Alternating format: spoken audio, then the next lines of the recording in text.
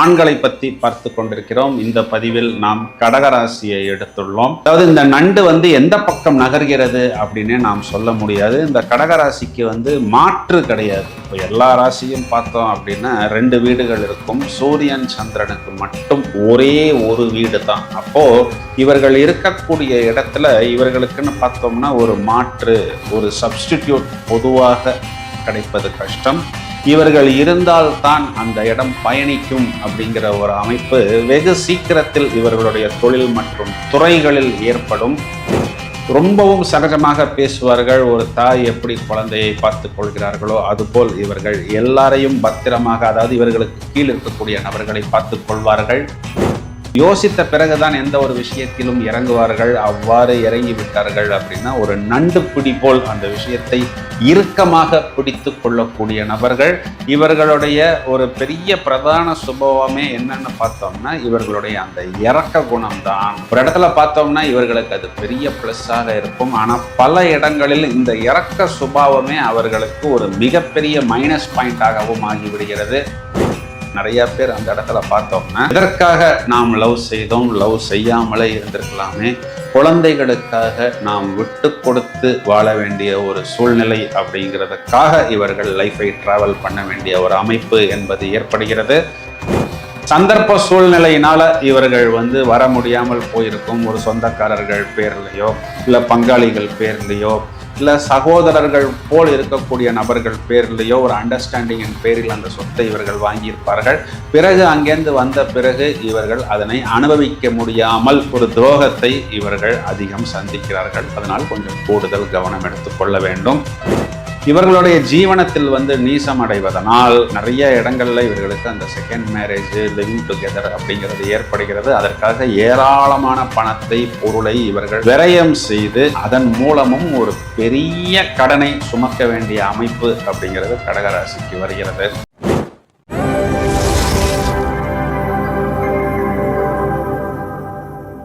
Hello friends, ஆண்களை பற்றி பார்த்து கொண்டிருக்கிறோம். இந்த பதிவில் நாம் கடகராசியை எடுத்துள்ளோம். இந்த கடகராசிங்கிறது பார்த்தோம்னா பெண் ராசி. இது ஒரு சரராசி. இந்த சரராசிக்கு என்ன ஒரு ப்ளஸ் பாயிண்ட்னா தங்களை சீரமைத்து கொள்வதற்கான வாய்ப்பு அப்படிங்கிறது மீண்டும் அல்லது இன்னொரு முறை இவர்களுக்கு கண்டிப்பாக கிடைக்கும். அதாவது இந்த நண்டு எந்த பக்கம் நகர்கிறது அப்படின்னே நாம் சொல்ல முடியாது. இந்த கடகராசிக்கு மாற்று கிடையாது. இப்போ எல்லா ராசியும் பார்த்தோம் அப்படின்னா 2 வீடுகள் இருக்கும். சூரியன் சந்திரனுக்கு மட்டும் ஒரே ஒரு வீடு தான். அப்போ இவர்கள் இருக்கக்கூடிய இடத்துல இவர்களுக்குன்னு பார்த்தோம்னா ஒரு மாற்று, ஒரு சப்ஸ்டிடியூட் பொதுவாக கிடைப்பது கஷ்டம். இவர்கள் இருந்தால்தான் அந்த இடம் பயணிக்கும் அப்படிங்கிற ஒரு அமைப்பு வெகு சீக்கிரத்தில் இவர்களுடைய தொழில் மற்றும் துறைகளில் ஏற்படும். அரவணைப்பது, அனுசரிப்பது, எந்த சூழ்நிலையிலும் விட்டு கொடுக்காமல் பயணிப்பது, உணர்வு பூர்வமாக ஒரு விஷயத்தை வெளியே கொண்டு வருவது, ரொம்பவும் அட்ஜஸ்ட் செய்து கொண்டு பயணிக்கக்கூடிய நபர்கள். மற்றவர்கள் எப்படிப்பட்டவர்கள், எதற்காக வருகிறார்கள், அது ஒரு ஆபீஸாக இருந்தாலும் அல்லது ஃபேமிலியாக இருந்தாலும் அவர்களை பார்த்த மாத்திரத்தில் வெகு சீக்கிரமாக எடை போட்டு விடுவது. ரொம்பவும் சகஜமாக பேசுவார்கள். ஒரு தாய் எப்படி குழந்தையை பார்த்து கொள்கிறார்களோ அதுபோல் இவர்கள் எல்லாரையும் பத்திரமாக, அதாவது இவர்களுக்கு கீழ் இருக்கக்கூடிய நபர்களை பார்த்து கொள்வார்கள். எந்த எதிர்பார்ப்பும் இல்லாமல் அதிகமாக உதவக்கூடிய நபர்கள், நன்றாக யோசிக்கக்கூடிய நபர்கள், வெகு ஸ்பீடாக டிராவல் செய்யக்கூடிய நபர்கள், யோசித்த பிறகுதான் எந்த ஒரு விஷயத்திலும் இறங்குவார்கள். அவ்வாறு இறங்கி விட்டார்கள் அப்படின்னா ஒரு நண்டு பிடி போல் அந்த விஷயத்தை இறுக்கமாக பிடித்து கொள்ளக்கூடிய நபர்கள். இவர்களுடைய ஒரு பெரிய பிரதான சுபாவமே என்னன்னு பார்த்தோம்னா இவர்களுடைய அந்த இரக்க குணம் தான். ஒரு இடத்துல பார்த்தோம்னா இவர்களுக்கு அது பெரிய பிளஸ்ஸாக இருக்கும். ஆனால் பல இடங்களில் இந்த இரக்க சுபாவமே அவர்களுக்கு ஒரு மிகப்பெரிய மைனஸ் பாயிண்டாகவும் ஆகிவிடுகிறது. அதாவது இவர்களுடைய அந்த இரக்க குணத்தை வைத்து மற்றவர்கள் இவர்களிடம் காரியத்தை நன்றாக சாதித்து கொள்கிறார்கள். விடுகிறார்கள். பொதுவாகவே பணம் கைமாற்று இந்த மாதிரி விஷயங்கள், கடன் வாங்கி இந்த பக்கம் கொடுப்பதிலெல்லாம் கொஞ்சம் கூடுதல் கவனம் எடுத்துக்கொள்ள வேண்டும். என கடனை குறிகாட்டக்கூடிய 6ஆம் வீட்டுக்கு அதிபதி குரு இங்கு உச்சமடைவதால் கொஞ்சம் ஸ்லிப்பானாலும் இவர்கள் வாங்காத கடனை கூட, அதாவது மற்றவர்களுக்கு வாங்கி கொடுத்த கடனை கூட இவர்கள் அடைக்க வேண்டிய ஒரு சூழ்நிலை அப்படிங்கிறது இவர்களுக்கு ஏற்படும். அதிகமான கற்பனா சக்தி உண்டு. ஆனா ஒருவேளை ஜனனகால ஜாதகத்தில் சந்திரன் தேய்பிரையாக இருந்தால் இவர்கள் தனிமையில் இருப்பதை தவிர்த்து கொள்ள வேண்டும். ஏன்னா இந்த காலகட்டங்களில் இவர்கள் ரொம்பவும் சில நேரங்களில் மூட் அவுட்டாகவும் காணப்படுவார்கள். அதிகமாக விட்டு கொடுக்கக்கூடிய பழக்கம் இவர்களிடம் உண்டு. அதிகமாக அவமானத்தை இவர்கள் ஜீரணிப்பதும் இல்லை. நிறைய இவர்கள் எல்லாம் பார்த்தோம்னா கவர்மெண்ட் ஜாப்ஸ் இல்லை சேவை, அரசாங்க சேவை, பொதுமக்களுக்காக சேவை செய்யக்கூடிய விஷயங்களில் நாம் இவர்களை பிரதானமாக பார்க்க முடியும். தாய்ப்பாசம், மொழிப்பாசம், இனப்பாசம், இனப்பற்று, தேசப்பற்று இதெல்லாம் பொதுவாகவே இந்த கடகராசிக்காரர்களிடம் அதிகமாக காணப்படும். கடுமையான உழைப்பாளிகள், மறைமுகமான அறிவாளிகள் அப்படிங்கிற மாதிரியும் நாம் இவர்களை எடுத்துக்கொள்ளலாம். இரவில் அதிகமாக உழைக்கக்கூடிய நபர்கள் முதன்மை இடத்துக்கு வர வேண்டும் அப்படிங்கிற துடிப்பு பொதுவாகவே இவர்களிடம் அதிகமாக காணப்படும். இந்த கடகராசியில இவர்களை பொதுவா ரொம்பவும் ஸ்ட்ராங்காகவும் ஓரளவுக்கு டேக் கேர் ஃபார் அதர்ஸ் அப்படிங்கிற மாதிரி நிறைய நபர்களை நாம் காண முடியும். நிறைய பாக்கியங்களை இவர்கள் அடைவார்கள். ஏன் அப்படின்னா அந்த பாக்கியத்தை குறிகாட்டக்கூடிய குரு ராசியில் உச்சமடைகிறார். இது இவர்களுக்கு நிறைய இடங்கள்ல பார்த்தோம்னா திடீர் யோகத்தை ஏற்படுத்தி கொடுக்கிறது. இதிலும் கூட பார்த்தோம்னா கொஞ்சம் ஸ்லிப்பானாலும் இந்த குருவே இவர்களுக்கு கடனையும் ஏற்படுத்தி விடுகிறார். ஏன்னா இவர் 6ஆம் வீட்டுக்கும் அதிபதியாக ராசியில் உச்சமடைகிறார். அப்போ கூடுதல் கவனம் பொதுவாகவே கடன் சம்பந்தப்பட்ட விஷயத்துக்கு இவர்கள் எடுத்துக்கொள்ள வேண்டும். இப்போ ராசியில் இவர்களுக்கு செவ்வாய்ங்கிற கிரகம் நீசமடைகிறது.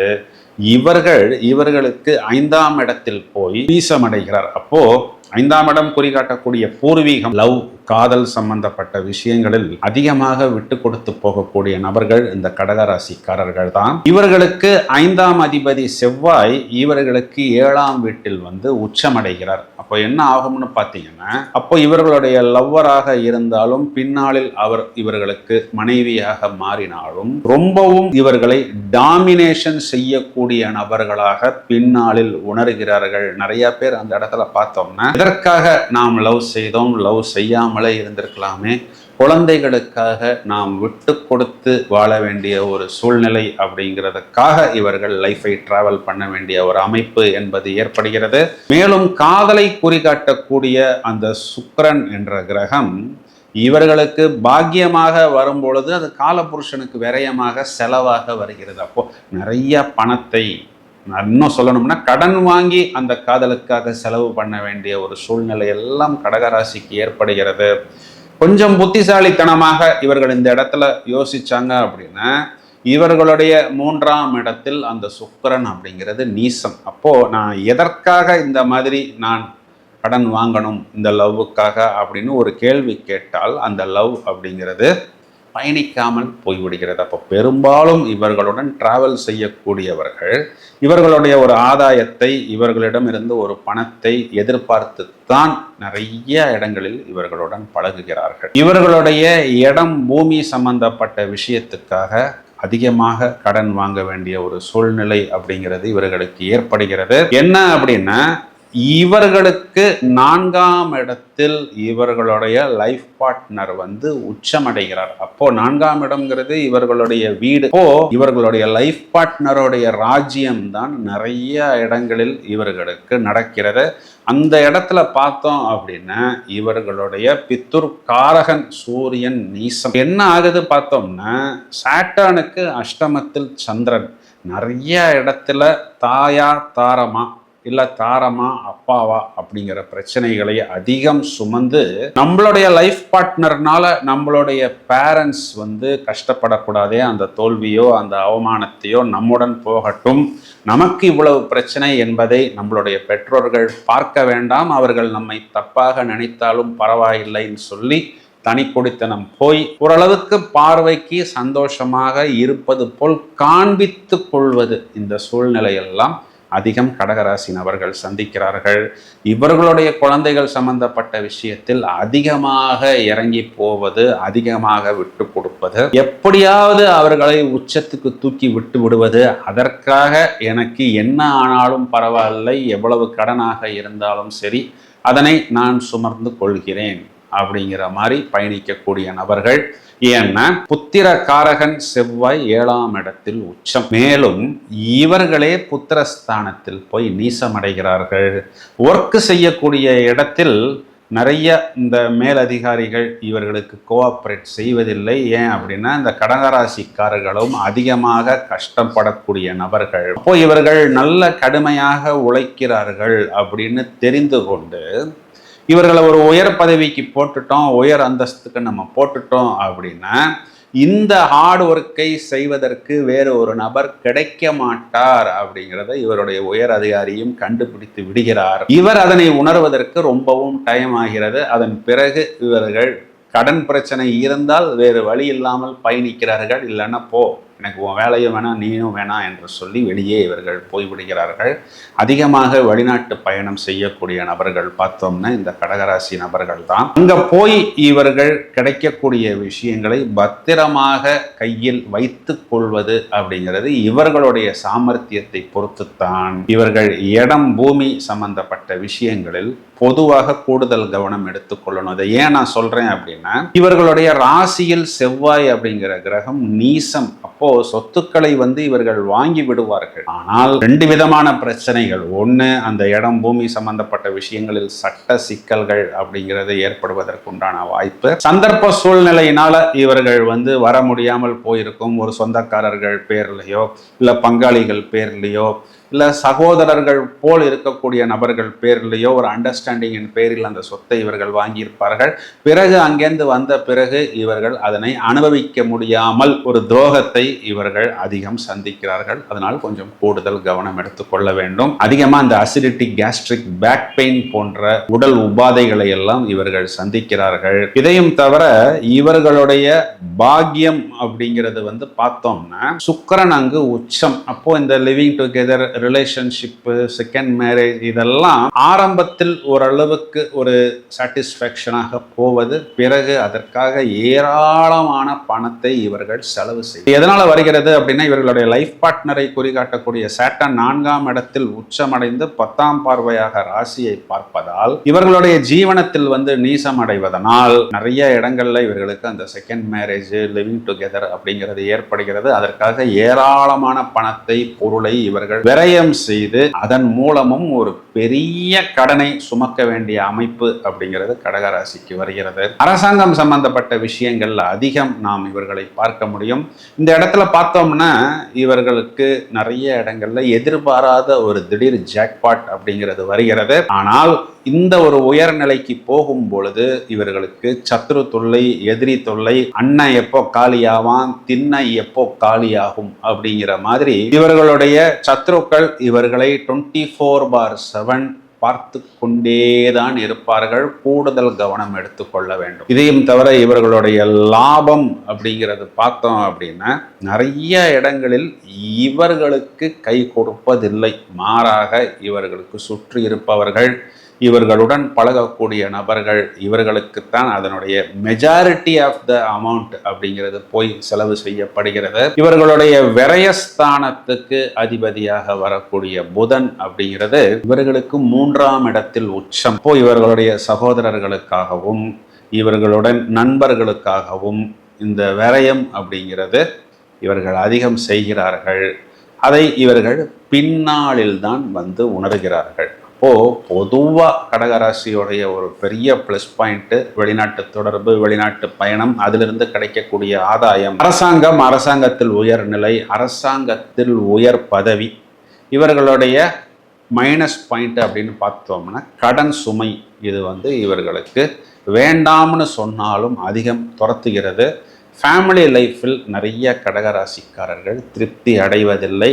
குறிப்பாக பார்த்தோம் அப்படின்னா இவர்களுக்கு 7ஆம் அதிபதியாக சாட்டர்ன் வருவதனால் நிறைய இடங்களில் கணவனை இழந்த, கணவனை பிரிந்த, குழந்தையுடன் இருக்கக்கூடிய பெண்களை கூட இவர்கள் திருமணம் செய்து கொள்கிறார்கள். இப்போ இவர் கடகராசிங்கிறத ரொம்ப சீக்கிரம் கண்டுபிடித்திடலாம். இவர்களுடைய பெரும்பாலும் பார்த்தோம்னா இவர்களுடைய பேரெல்லாம் ஹேமந்த், இந்த மாதிரி பேர், தனசேகர், தனராஜ், இந்த மாதிரி பேர்கள், ஹரி, கோகுலன், இந்த மாதிரி பேர்கள்லாம் அதிகம் வரும். இவர்கள்லாம் பெரும்பாலும் கடகராசியை சேர்ந்த நபர்கள்தான். அதாவது எப்படியாவது உழைத்து லைஃப்பில் ஒரு உச்சத்துக்கு இவர்கள் வந்து விடுவார்கள். இவர்கள் வந்து ஜாதகத்தில் குரு சாதகமாக இருக்கும் பொழுது எல்லோ சஃபயர் அப்படின்னு சொல்லக்கூடிய மஞ்சள் புஷ்பராகத்தை அணிந்து கொள்வது, அரசாங்கம் சம்பந்தப்பட்ட விஷயத்தில் பயணிக்கும் போது மாணிக்கம் அப்படின்னு சொல்லக்கூடிய ரூபி அப்படிங்கிற ஒரு ஸ்டோனை இவர்கள் உபயோகிப்பது, தொடர்ந்து சிவன் வழிபாடு, முருகன் வழிபாடு ஞாயிற்றுக்கிழமைகளில், செவ்வாய்க்கிழமைகளில், பௌர்ணமி திதிகளில் பண்ணும் பொழுது இவர்களுக்கு ஒரு நல்ல உயரமும் உச்சமும் கண்டிப்பாக ஏற்படும். இந்த பதிவை உங்களது நண்பர்களுக்கு ஷேர் செய்யுங்கள். தொடர்ந்து இணைப்பில் இருங்கள். மேலும் பல வீடியோஸ் தயாராகி கொண்டிருக்கிறது. Thank you friends.